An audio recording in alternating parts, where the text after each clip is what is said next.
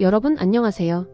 오늘은 국제결혼을 둘러싼 한 가족이 이야기를 들려드리려고 합니다.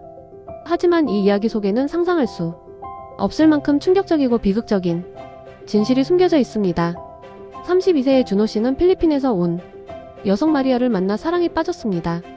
두 사람은 1년간의 연애 끝에 결혼을 결심했고 준호 씨는 부모님께 마리아를 소개했습니다. 하지만 준호 씨의 어머니 영숙 씨는 처음부터 이 결혼을 탐탁지 않게 여겼습니다.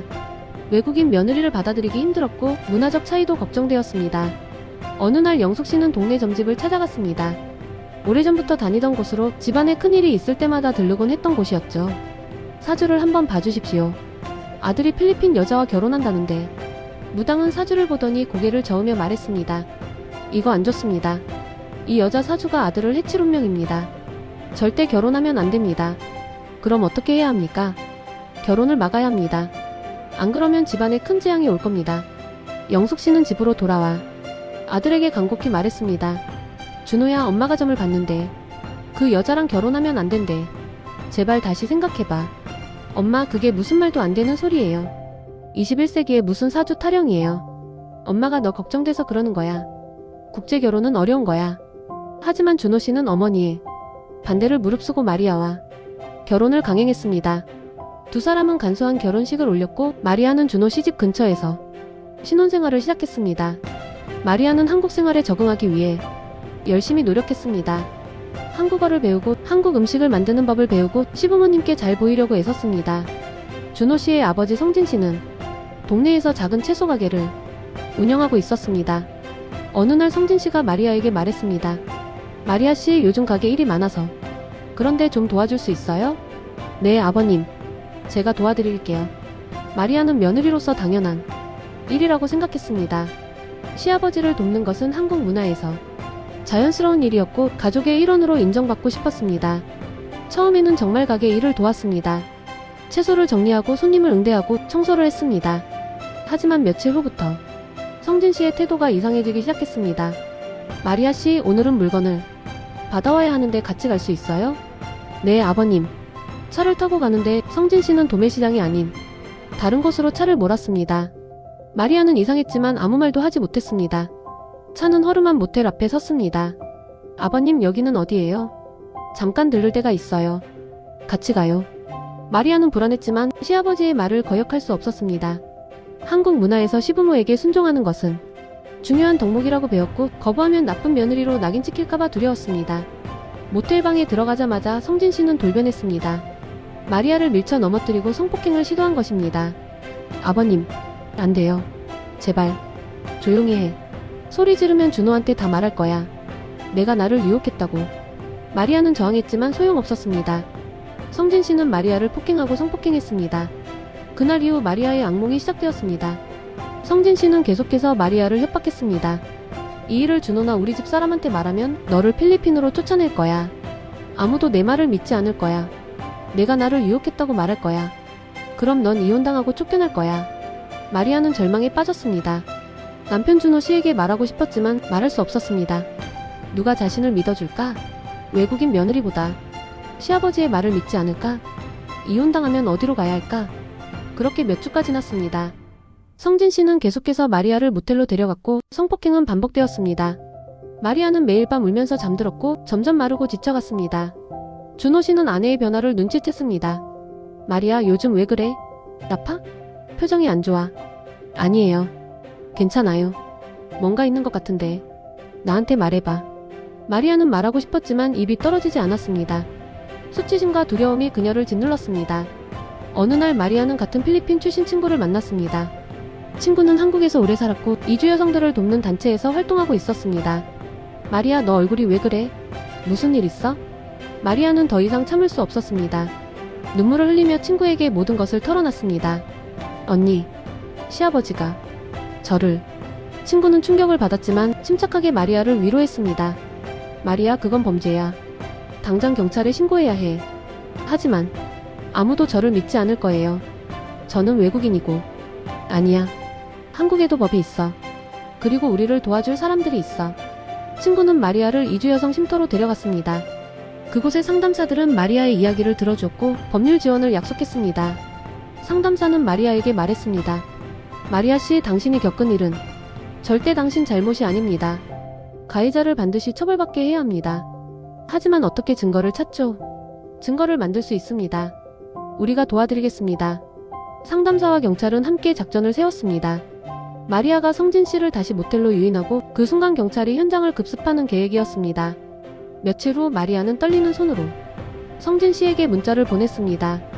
아버님, 오늘 아무도 없어요. 만날 수 있어요. 성진 씨는 기다렸다는 듯이 답장했습니다. 그래, 이 시에 그 모텔로 와. 마리아는 몸에 녹음기를 숨기고 모텔로 향했습니다. 경찰은 이미 주변에 대기하고 있었습니다. 모텔방에서 성진 씨는 마리아에게 다가왔습니다. 오늘은 내가 먼저 연락했네. 이제 좀 알아듣는 거야?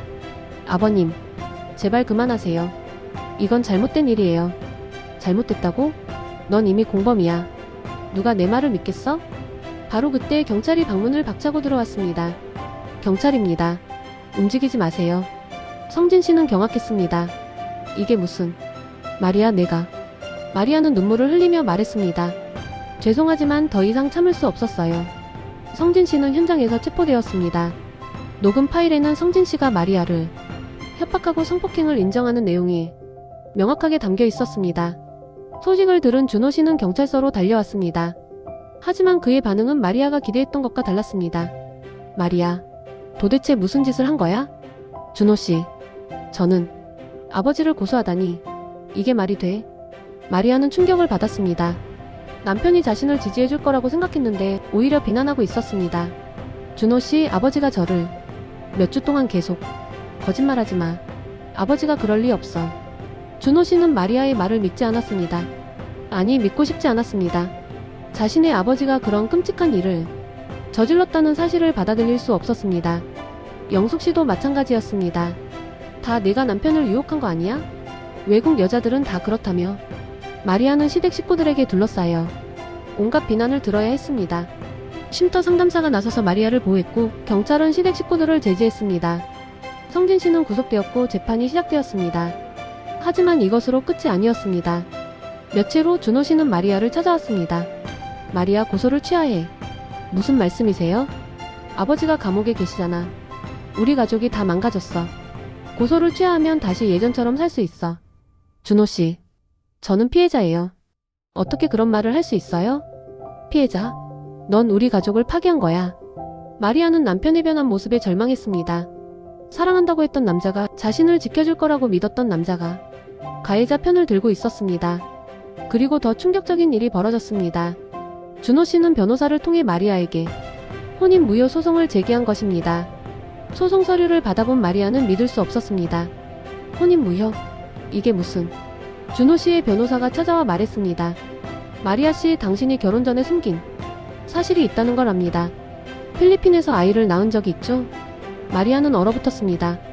그건 자신의 가장 깊은 비밀이었습니다.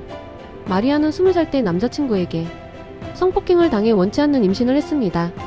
필리핀은 낙태가 불법이었기 때문에 어쩔 수 없이 아이를 낳았고 입양을 보냈습니다. 그 아픈 과거는 마리아에게 평생의 상처였고 누구에게도 말하고 싶지 않은 비밀이었습니다. 준호 씨에게도 말하지 않았습니다. 그걸 어떻게... 준호 씨가 필리핀에 있는 지인을 통해 알아냈습니다. 당신이 중요한 사실을 숨기고 결혼했기 때문에 이 혼인은 무효입니다. 마리아는 무너졌습니다. 자신의 과거가 이렇게 드러날 줄은 몰랐고 그것이 무기가 되어 자신을 공격할 줄은 상상도 못했습니다. 쉼터의 상담사들은 마리아를 위로하며 말했습니다. 마리아 씨, 당신의 과거는 당신 잘못이 아닙니다. 그리고 그것이 혼인을 무효로 만들 이유가 되지 않습니다. 하지만 저는 남편에게 말하지 않았어요. 결혼 전 과거를 모두 밝힐 의무는 없습니다. 그건 당신의 사적인 일입니다. 변호사도 마리아를 지지했습니다. 걱정하지 마세요. 법원은 그런 이유로 혼인을 무효로 만들지 않습니다. 우리가 끝까지 싸우겠습니다. 재판이 진행되었습니다. 성진 씨의 성폭행 재판과 준호 씨의 혼인 무효 소송이 동시에 진행되었습니다. 성진 씨의 재판에서 검사는 강력하게 처벌을 요구했습니다. 피고인은 며느리라는 약자의 지위를 이용하여 지속적으로 성폭행을 저질렀습니다. 피해자는 외국인으로서 한국 문화에 익숙하지 않았고 시아버지의 권위에 저항할 수 없었습니다. 이는 매우 악질적인 범죄입니다. 성진 씨의 변호인은 변명했습니다. 피고인은 일시적인 충동으로 깊이 반성하고 있습니다. 하지만 재판부는 단호했습니다. 피고인의 범행은 일시적인 것이 아니라 계획적이고 지속적이었습니다. 며느리라는 가족관계를 악용했고 피해자의 약자 지위를 이용했습니다. 이는 엄중히 처벌해야 할 범죄입니다. 성진 씨에게는 성폭행 및 강제추행 혐의로 징역 7년이 선고되었습니다. 한편 준호 씨의 혼인 무효 소송에서는 다른 판결이 나왔습니다. 재판부는 이렇게 판시했습니다. 원고는 피고가 결혼 전 출산 사실을 숨겼다고 주장하나 이는 혼인을 무효로 만들 사유가 되지 않습니다. 결혼 전 개인의 과거는 사적인 영역에 속하며 이를 배우자에게 모두 밝힐 법적 의무는 없습니다. 더구나 피고의 출산은 성폭행으로 인한 원치 않는 임신이었으며 이는 피고에게 평생의 상처를 남긴 사건입니다. 이러한 아픈 과거를 밝히지 않았다고 해서 혼인을 무효로 만들 수는 없습니다. 혼인 무효 소송은 기각되었습니다.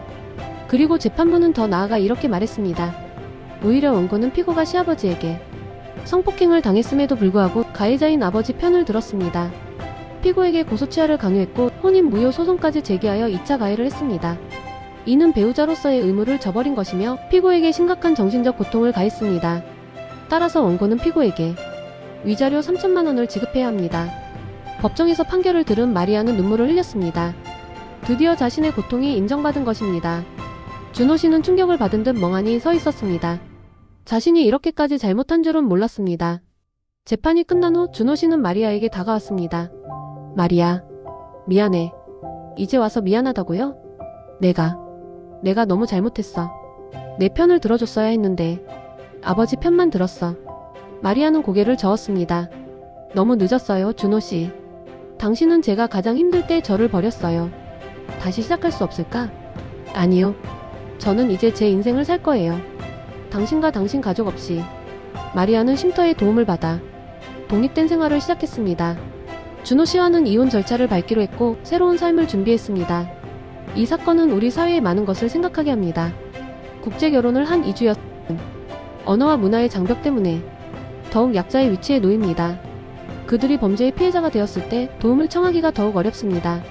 마리아처럼 시댁 식구에게 성폭행을 당하는 이주 여성들이 실제로 많이 있습니다. 하지만 대부분은 신고하지 못하고 침묵합니다. 추방당할까봐, 아무도 믿어주지 않을까봐, 수치심 때문에. 그리고 준호 씨처럼 피해자인 배우자를 지지하지 않고 오히려 가해자 편을 드는 경우도 많습니다. 가족이라는 이름으로 체면 때문에 진실을 외면하는 것입니다. 다행히 마리아는 용기를 내서 신고했고 이주 여성 쉼터의 도움을 받아 정의를 찾을 수 있었습니다. 하지만 모든 피해자가 이렇게 운이 좋은 것은 아닙니다. 만약 여러분 주변에 힘들어하는 이주 여성이 있다면 관심을 가져주세요. 그리고 만약 여러분이 지금 비슷한 상황에 처해 있다면 부디 침묵하지 마세요. 여성 긴급전화 1366, 이주 여성 쉼터, 경찰, 어디든 도움을 청하세요. 당신은 혼자가 아닙니다. 당신을 도와줄 사람들이 있습니다. 그리고 무엇보다 중요한 것은 피해자를 비난하지 않는 것입니다. 성폭력은 절대 피해자 잘못이 아닙니다. 가해자만이 잘못한 것입니다. 마리아는 이제 새로운 삶을 시작했습니다.